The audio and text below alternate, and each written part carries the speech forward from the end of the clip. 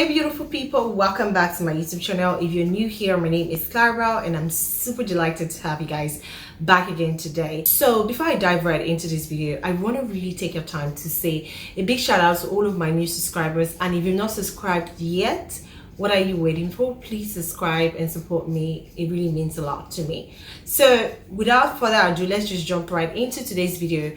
Today I really want to talk about these two ladies that was trending all last week. So I'm going to be talking about their similarities and what I learned from both of them, and I want you to also share your thoughts down below in the comment section if you are indifferent about what I'm going to state today. These two women, their similarities to me, the first thing I noticed is that they are from broken homes. And if you don't understand the impact of a broken home, these are the realities.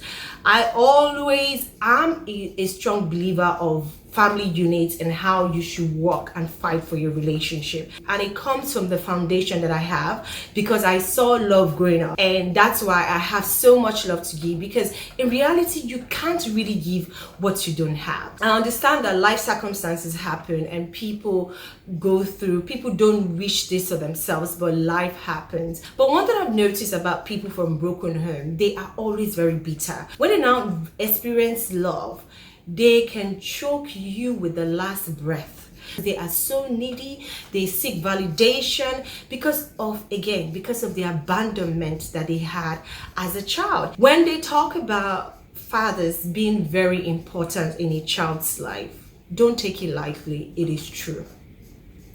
A father in a daughter's life is not a want, is a need. Women, I wanted to share this. Like, if you have any man in your life, whether the relationship doesn't work out between both of you, one thing you should not do, especially fathers that are willing to be present in their children's life, especially girls, even sons need their father. There's an importance of a father in a relationship. The presence of a father, it's beyond what we see. If their fathers are willing to be part of their life, do not prevent these children from being in their father's life. There is a need for it, especially for females. When they say it builds your confidence level, it does build your confidence level. I just can't express how my father made me feel as a child. My father showed me so much love that I felt like I'm the best thing that ever happened in this whole world. My father made me realize that I'm a princess, I'm a queen, and it has nothing to do with money. It has something to do with just bonding, because fathers are their daughter's first love. When you are showered with so much love, just knowing that you have a father that loves you so much, even when you're in a romantic relationship, you have so much love to give. You're not going to want love, and that is the difference. People like this want love because they've not experienced love. Their loves are needy, they are choking. There are people that cannot leave their spouse for 1 second. They are so insecurely attached to this person, and it's a dangerous place to be.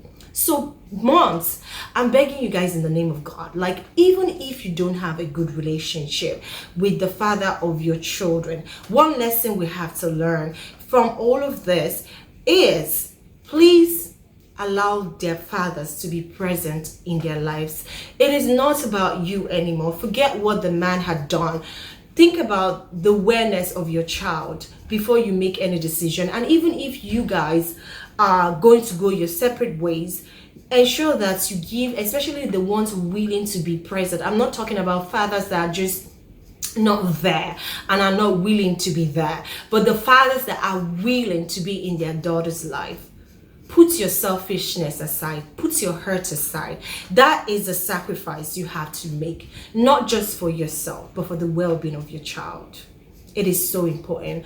That is one lesson that I've learned. Idibia is from a broken home, and I see a woman that is fighting really hard to ensure that she does not go through the same route that her mom must have gone through. Now she has a family unit and she would do anything to keep that family together. Number 2 are choices, because these two women literally knew what they were going to. It's almost like putting your hand in a fire and not able to take the pain. That is how I see this. You had a choice.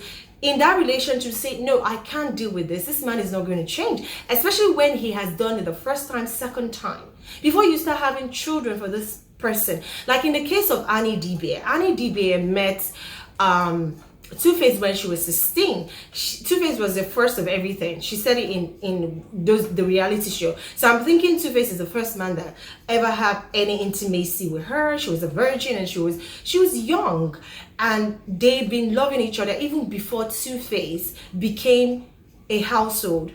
Annie was there, have been there from the day one. But whilst they were in a relationship, he got someone else pregnant.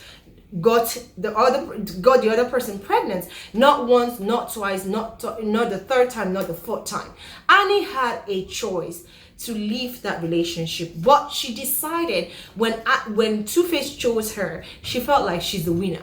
Oh, he chose me above all of those women. The same thing happened to Miss Jackie. Miss Jackie knew this guy, right? And she was already going through a lot of trauma. She talked about, she was abused. She has gone through a lot, of brokenness, from father's rejection, father not being in her life, and now she got, molested. After that, she met this guy that is, oh my God, you need to see Derek. Derek is tall, chocolate, yummy, charismatic. And he blew her away. And she's like, who? Of all the girls in school, you chose me. In that relationship, things were going so awkward. In that relationship, he started cheating. It wasn't the first time. This time, they were in a relationship. And you decide to marry this kind of man that have cheated over and over and over and over again in a relationship.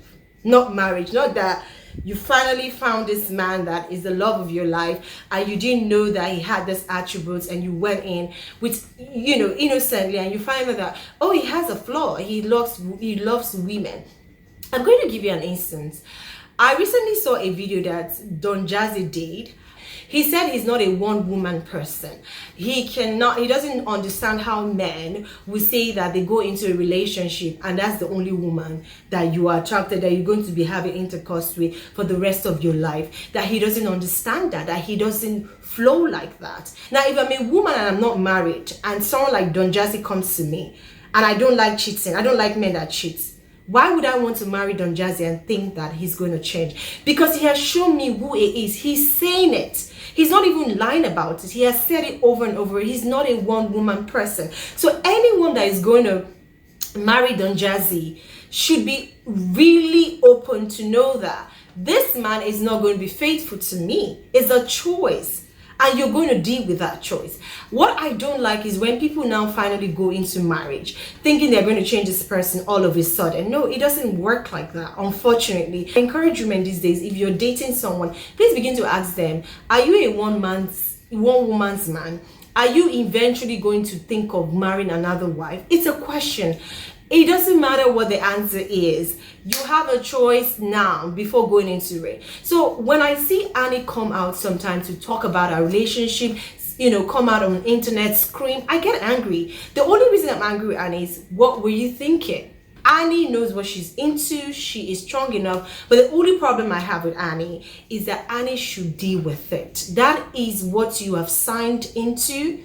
Please deal with it. So the third thing I really find is that both of them lack self-love. There's something self-love does to you. Even when someone that truly loves themselves and have so much love could date someone like Jackie's husband or Two-Face, but still do not lose themselves in that relationship.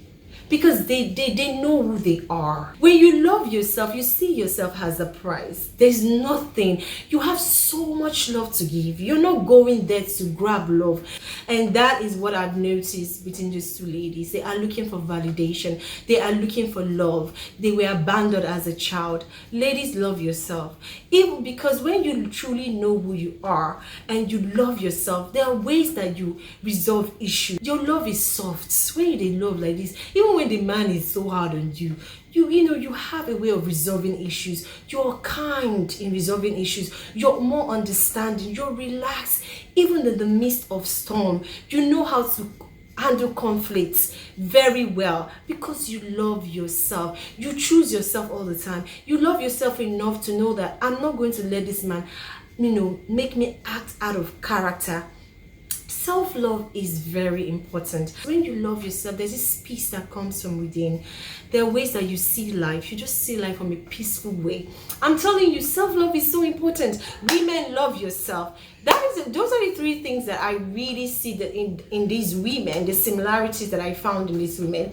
And I'm going to end my video here. All right, like I always do at the end of my videos, you are loved, you are kind, you are special, you are beautiful.